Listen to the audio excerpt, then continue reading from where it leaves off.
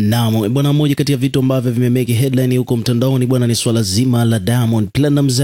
Bwana Diamond ameibua mjadala mzito kwelikweli, hususan mara tu baada ya kurelease kazi yake mpya kabisa ambayo hii inakwenda kwa jina la Sasampa. Bwana, imekuwa ni kutesa kwa zamu sasa hivi huko mtandaoni mara tu baada ya Harmonize kutrend kutokana na kwamba alirelease kionjo cha wimbo wake mpya kabisa ambao ulikuwa unakwenda kwa jina la Friend Zone. Ni kwamba kionjo hicho kilimeke headline kutokana na kwamba Harmonize alikuwa amemshirikisha Ibra, msanii ambaye ameondoka katika record label yake, na hajaondoka kwa heri, ameondoka kwa ngori binishari. Na pia vile vile Ibra amekuwa akimzungumzia Harmonize vibaya sana katika interview ambazo amekuwa akizifanya katika baadhi ya media. Lakini baada ya Harmonize kutangaza kwamba anatoa nyimbo ambayo ni collaboration kati yake na Ibra, moja kwa moja bwana, ni kitu ambacho kikafanya watu wengi sana wawe very attentive. Watu wengi sana wakawa wako tayari kabisa kusubiri kuona kwamba ngoma hiyo itakuwaje, nini kitatokea na vitu vingine kama hivyo, kutokana na hiyo history ambayo ipo kati ya Harmonize na Ibra. Lakini baada ya ngoma hiyo kutoka, basi moja kwa moja bwana imepelekea mazito kweli kweli kuibuka. Lakini sasa hivi hapa kinachomeke headline ni kwamba ngoma ya Diamond Platnumz bwana imeanza kumeke headline kwa kasi sana. Na sababu ya ngoma hiyo ya Diamond kumeke headline bwana ni kwamba wimbo huu hususan alivyoachia video, kuna mambo mengi sana ambayo yameonekana katika video ya wimbo huu ambao unakwenda kwa jina la Sasampa. Mwanzo kabisa watu wameanza kuzungumza kuhusiana na jina hilo. Kwanza, hilo neno Sasampa ni neno ambalo sio rasmi, ambalo limeanzishwa na Uncle T. Kwa hiyo Diamond amelitumia kama fursa na ametoa ngoma ambayo ameita jina hilo la Sasampa. Kwa hiyo pia ni moja kati ya vitu ambavyo vimepelekea hii issue imekuwa ni moja kati ya topic ambazo zimekuwa zikizungumzwa sana huko mtandaoni. Lakini ukiachana na hayo, pia vile vile kitu kingine ambacho kimemeke headline bwana ni kwamba video ya Sasampa ilivyotoka tu, kuna baadhi ya vitu ambavyo humo ndani vimeonekana, ambapo wadau wengi sana wameibua mijadala yao. Kwanza kabisa, Mario ameonekana katika hiyo video, na ukizingatia kwamba hilo neno la Sasampa Mario naye pia amelitumia katika wimbo wake ambao unakwenda kwa jina la Dunia.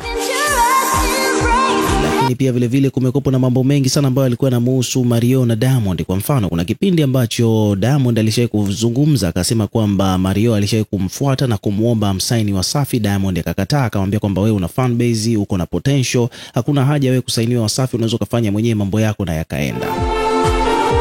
Lakini baadaye Mario alivyokuja kuhojiwa kuhusiana na hilo swala kwamba ni kweli kwamba ulimfuata Diamond kwa ajili ya kusainiwa Wasafi, akakataa. Mario akakataa na yeye pia akasema hapana, sijawahi kufanya hivyo.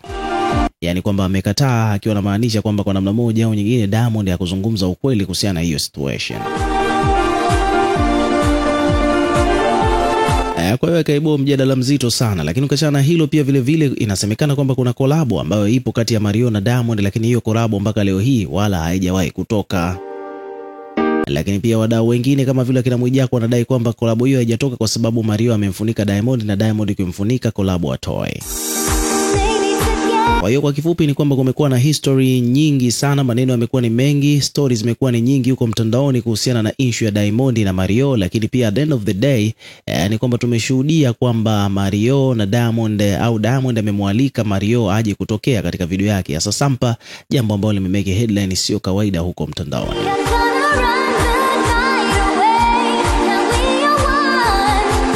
Kwa hiyo kitendo tu cha Mario kuwa pia katika video ya Diamond Platnumz ambayo inakwenda kwa jina hilo la Sasampa imekuwa ni moja kati ya vitu ambavyo vimezungumziwa sana huko mtandaoni. Lakini ukiachana hilo, pia vile vile kuna Maybach, gari aina ya Maybach ambayo imeonekana katika hii video ya Sasampa ya Diamond Platnumz. Maana tumezungumza kwamba Mario ameonekana, lakini pia ameonekana Estokizi, ameonekana D-Voice na wasanii wengine kibao. Lakini pia kingine ambacho kimeonekana humo ndani katika video ya Sasampa ni hii gari aina ya Maybach, ambapo wadau bwana wameanza kujiuliza kwamba hiyo ndo ile Maybach ya Chief Godlove imeonekana katika video ya Diamond Platnumz. Maana humo ndani pia hata Rolls Royce ile Cullinan Black Badge ya blue ya Diamond Platnumz ambayo ina plate number ya Simba nayo pia imeonekana katika hiyo video ya Sasampa ya Diamond Platnumz. Kwa hiyo watu pia wamekuja kuhoji kwamba ni gari ya Chief Godlove imeonekana katika video hiyo au ni gari ya mtu mwingine. Lakini kwa sisi hapa ambao tunafahamu hii gari, tumefanya uchunguzi, tumegundua kwamba sio gari ya Chief Godlove. Hii ni Maybach, gari ambayo ni ya meneja wa Jux ambaye anafahamika kwa jina la Swag Daddy Ray.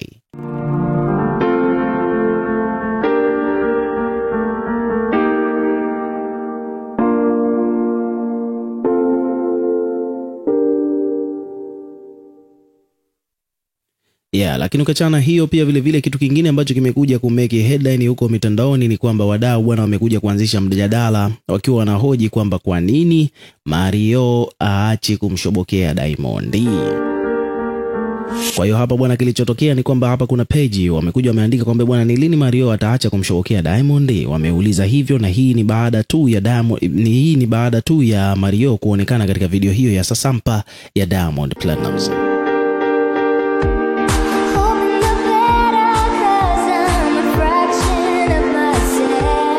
Sasa kwa mujibu wa maelezo ambayo tumekutana nayo katika makala mbalimbali huko mtandaoni kuhusiana na swala hilo, hapa bwana, kuna makala hapa imeandikwa kwamba video ya star Diamond Platnumz ambayo inakwenda kwa jina la Sasampa imetoka muda si mrefu, lakini ndani ya video hiyo kuna baadhi ya mastaa kutoka katika muziki wa Bongo Flava kama vile D-Voice, Young Lunya, Juma Jux pamoja na Mario.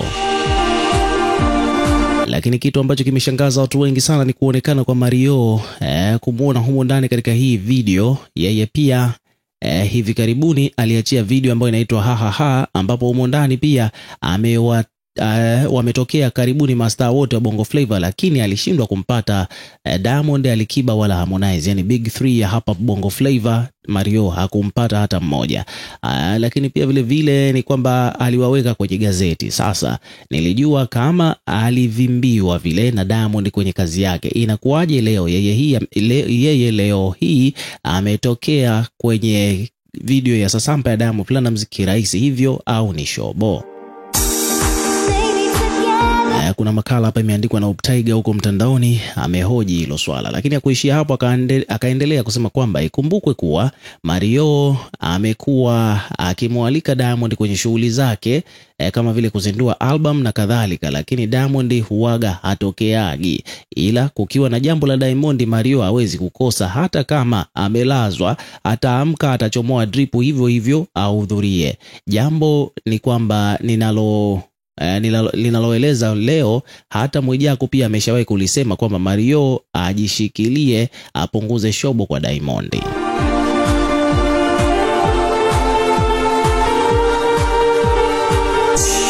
Uptaiga akaendelea kuandika hapa akasema kwamba bwana, kiukweli ni kwamba nimeshangaa sana Mario kuonekana katika video hii, yani Jux, Lunya, D-Voice kutokea sio issue, kwani hawa wasanii wakubwa na wenye ushindani na Diamond, lakini pia vile vile Mario ni mkubwa sana, ana kipaji kikubwa, hivyo basi kuonekana hovyo kama hivi kunamchoresha sana, abadilike apunguze shobo. Kiukweli ni kitu ambacho kinawachosha baadhi ya watu.